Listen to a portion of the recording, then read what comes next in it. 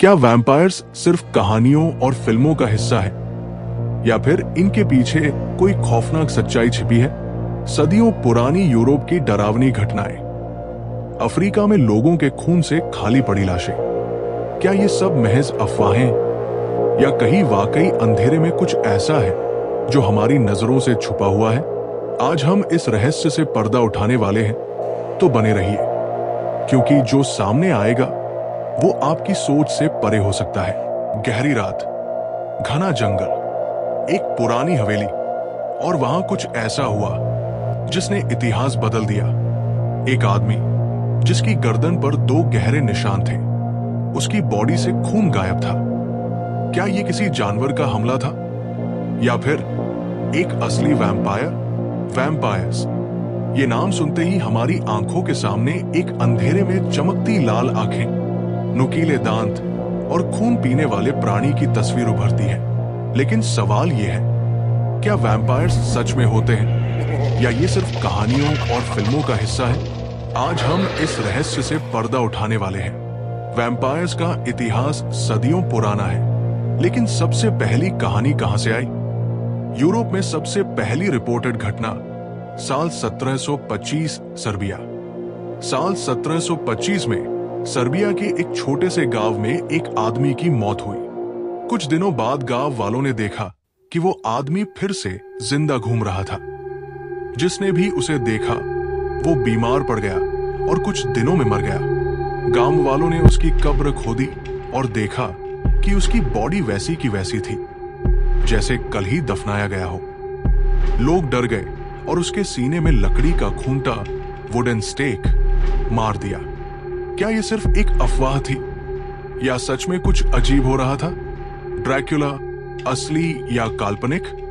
साल 1857 में Bram Stoker ने ड्रैकुला नामक एक किताब लिखी जिसने पूरी दुनिया में वैम्पायर की छवि बना दी। ये कैरेक्टर व्लाद द इम्पेलर नामक एक राजा से इंस्पायर था जो अपने दुश्मनों को खंभों में गाड़कर मारता था। कुछ लोग मानते हैं कि वही असली ड्रैकुला था, लेकिन क्या वो सच में वैम्पायर था?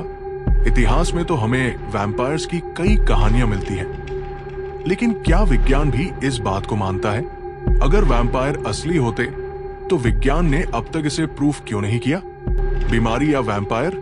एक अजीब बीमारी होती है, पोर्फायरिया, जिसमें इंसान की स्किन सूरज की रोशनी से जलने लगती है। कुछ मामलों में मरीजों की आंखें लाल हो जाती हैं और दांत लंबे दिखने लगते हैं। पुराने समय में लोग इसे वैम्पायर सिंड्रोम कहते थे। क्या हो अगर असली वैम्पायर सिर्फ बीमार लोग थे जिन्हें लोगों ने गलत समझा? लेज़ारस सिंड्रोम। क्या मौत के बाद लोग जिंदा हो सकते हैं?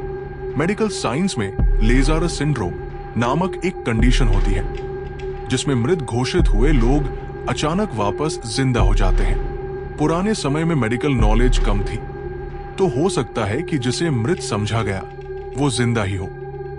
शायद इसी वजह से लोगों को लगा कि वैम्पायर कब्र से बाहर आ गए। तो क्या ये सारे डर सिर्फ गलत फहमियां थी? इतिहास की बातें छोड़े, लेकिन क्या आज भी वैम्पायर्स मौजूद हैं? Modern vampire cults. America, Europe और रूस में कुछ लोग खुद को असली वैम्पायर मानते हैं। कुछ ग्रुप्स हैं जो रात में ही बाहर निकलते हैं, काले कपड़े पहनते हैं और असली खून पीने का दावा करते हैं। साइकोलॉजिस्ट इसे एक मानसिक बीमारी मानते हैं, लेकिन क्या ये सच में सिर्फ पागलपन है?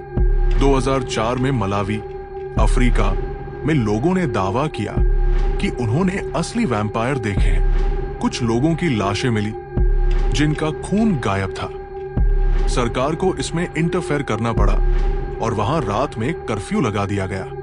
तो क्या हो सकता है कि दुनिया के किसी कोने में वैम्पायर्स अब भी मौजूद हों? इतिहास से लेकर साइंस तक हमने हर एंगल से वैम्पायर्स की सच्चाई को परखा। क्या वैम्पायर असली थे? शायद नहीं।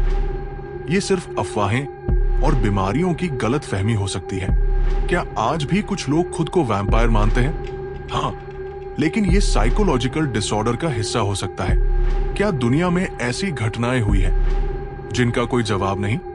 बिल्कुल, और यही इस रहस्य को जिंदा रखता है। तो क्या वैम्पायर एक मिथ है या किसी छुपी हुई सच्चाई का हिस्सा? आप क्या सोचते हैं? कमेंट में जरूर बताएं।